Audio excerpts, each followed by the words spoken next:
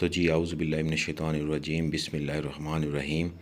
तो जी स्टूडेंट्स, कल हमने पढ़ा था कि इम्पोर्टेंस ऑफ वाटर क्या है, तो इंशाल्लाह आपको वो याद होगा। तो आज हम आगे चलते हैं अपने नेक्स्ट लेक्चर की तरफ, और वो है कि कार्बोहाइड्रेट्स क्या होते हैं। कार्बोहाइड्रेट्स जो हैं एक्चुअली हाइड्रेटेड कार्बन होते हैं। क्या होते हैं जी? Hydrated carbons. हाइड्रेटेड कार्बन्स क्या होते हैं? जिसमें कार्बन और हाइड्रोजन मौजूद होती है और कार्बन के ऊपर हाइड्रोजन की तह होती है। इसमें अंदर मेन एलिमेंट्स क्या हैं? सॉरी, मेन एलिमेंट्स इसमें हैं, कार्बन है, हाइड्रोजन है एंड ऑक्सीजन है। आपने याद रखना है क्या क्या चीज़ें हैं जी।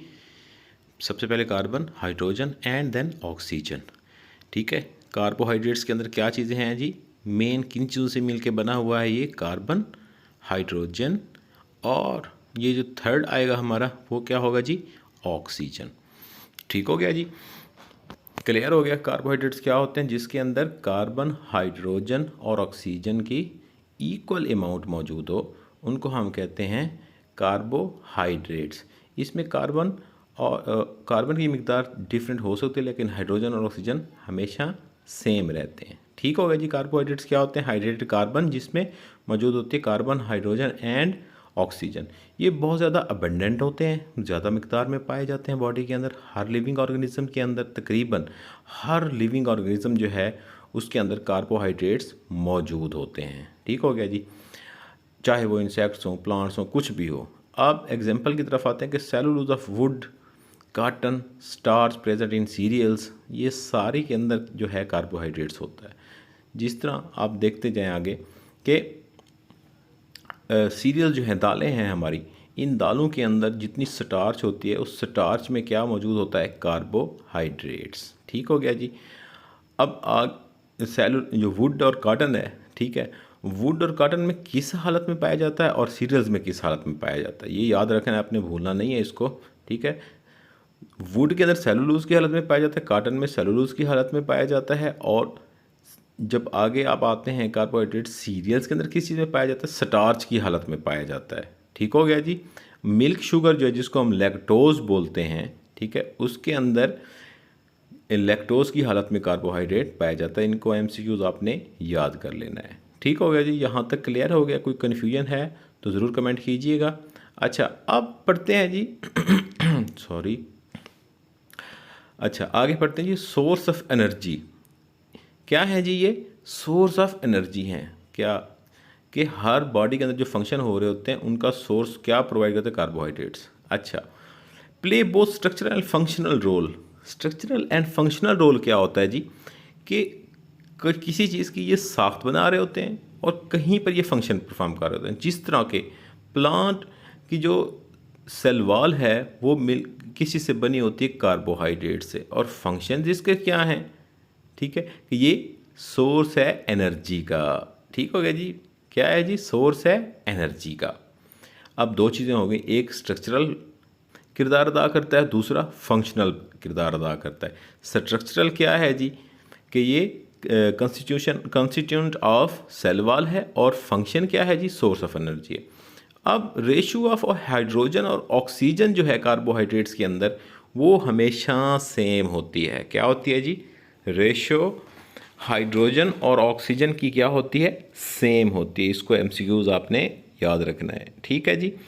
कार्बन की जो है वो वेरी हो सकती है, लेकिन वो सेम रहती है। इसका जनरल फार्मूला क्या है? CX × H2O(Y).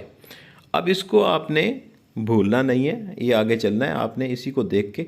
एक्स जो है एक होल नंबर है जो वेरी करता है 3 to 1000, मैनी थाउजेंड। ठीक है, अब देखिएगा H2O है, अब आगे Y आ जाता है। Y जो है, Y भी क्या है? ये भी एक होल नंबर है, लेकिन ये सेम भी हो सकता है, डिफरेंट भी हो सकता है। ठीक हो गया जी। अब देखिए जी, इसका जनरल फार्मूला क्या हो गया? 6H2O(Y). अब X क्या है जी? होल नंबर है। Y भी क्या है? होल नंबर है। ठीक हो गया जी, यहाँ तक क्लियर है? अच्छा जी, जो X है वो क्या है? होल नंबर है, 3 to many thousand तक चला जाता है। और जो Y है वो भी होल नंबर है, वो क्या है? सेम भी हो सकता है, डिफरेंट भी हो सकता है। जिस तरह C6H12O6 लेकिन आपने इसका जनरल फार्मूला याद रखना है, क्योंकि आगे इसकी एग्जाम आएंगी पॉलीसेकेराइड, डाईसेकेराइड्स, फिर वो आप पढ़ेंगे, पता चल जाएगा। अब इसको हम डिफाइन क्या करते हैं कि पॉलीहाइड्रोक्सी एल्डिहाइड और कीटोन विच ऑन हाइड्रोलिसिस, क्या पॉलीहाइड्रोक्सी एल्डिहाइड और कीटोन, पॉलीहाइड्रोक्सी एल्डिहाइड और कीटोन जो हाइड्रोलिसिस के ऊपर यील्ड करते हैं, क्या पॉलीहाइड्रोक्सी एल्डिहाइड और कीटोन सब यूनिट्स। ठीक है जी, क्या है जी, पॉलीहाइड्रोक्सी एल्डिहाइड और कीटोन हैं जिनकी जब यील्ड बनती है, हाइड्रोलिसिस होती है, तो वो क्या बनाते हैं जी, उसके सब यूनिट्स बना देते हैं। ठीक हो गया जी, क्या है पॉलीहाइड्रोक्सी एल्डिहाइड और कीटोन है, जब उनकी हाइड्रोलिसिस होती है तो वो क्या बनाते हैं, पॉलीहाइड्रोक्सी एल्डिहाइड और कीटोन के सब यूनिट्स बना देते हैं। ये होगी इसकी डेफिनीशन। ठीक हो गया जी, यहाँ तक क्लियर है, कोई कन्फ्यूजन तो नहीं है कार्बोहाइड्रेट्स की। तो अब इनका सोर्स क्या है, जितने भी ग्रीन प्लांट्स हैं वो इनका सोर्स है। ठीक हो गया जी, क्या है जी, जितने भी ग्रीन प्लांट्स हैं वो इनका सोर्स हैं। कार्बोहाइड्रेट्स जब कंबाइन करते हैं प्रोटीन के साथ या लिपिड्स के साथ, जब वो प्रोटीन के साथ कंबाइन करते हैं तो क्या बना देते हैं जी, ग्लाइकोप्रोटीन। ठीक हो गया जी,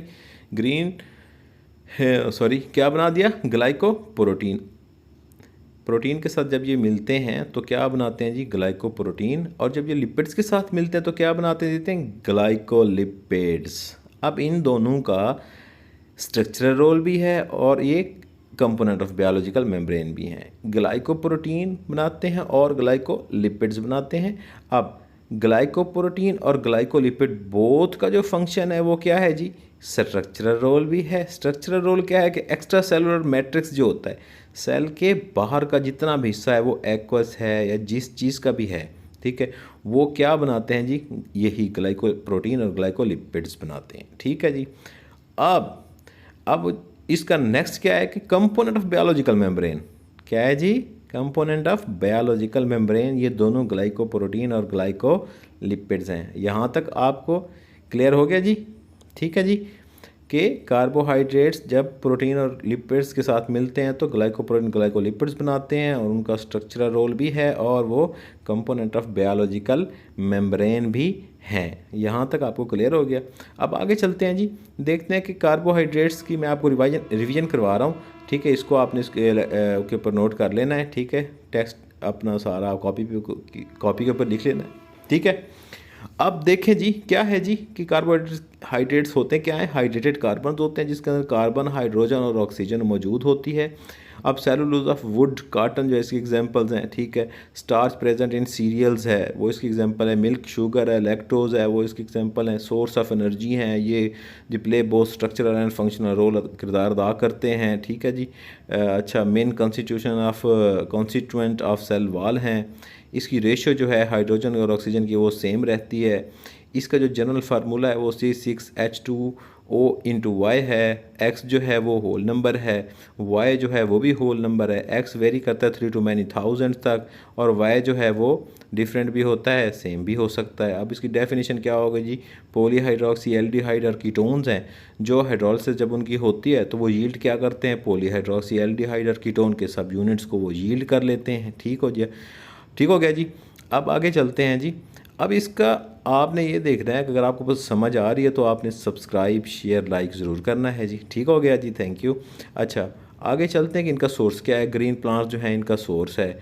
अब जब कार्बोहाइड्रेट्स कंबाइन करते हैं प्रोटीन के साथ तो ग्लाइकोप्रोटीन बनाते हैं, और जब वो लिपिड्स के साथ मिलते हैं ग्लाइकोलिपिड्स बनाते हैं। इन ग्लाइकोप्रोटीन्स और ग्लाइकोलिपिड्स का जो है स्ट्रक्चरल रोल भी है और फंक्शनल रोल भी है। स्ट्रक्चरल रोल क्या है, एक्स्ट्रा सेलुलर मैट्रिक्स है। ठीक है, कंपोनेंट ऑफ बायोलॉजिकल मेम्ब्रेन है। ठीक है जी, ये हो गया जी हमारे कार्बोहाइड्रेट्स। अगर इसमें आपको कोई कन्फ्यूजन है तो आप कमेंट ज़रूर कीजिएगा, इंशाल्लाह मैं कोशिश करूँगा इसको जवाब देने की। तो जी मिलते हैं इंशाल्लाह नेक्स्ट लेक्चर में। Thank you very much.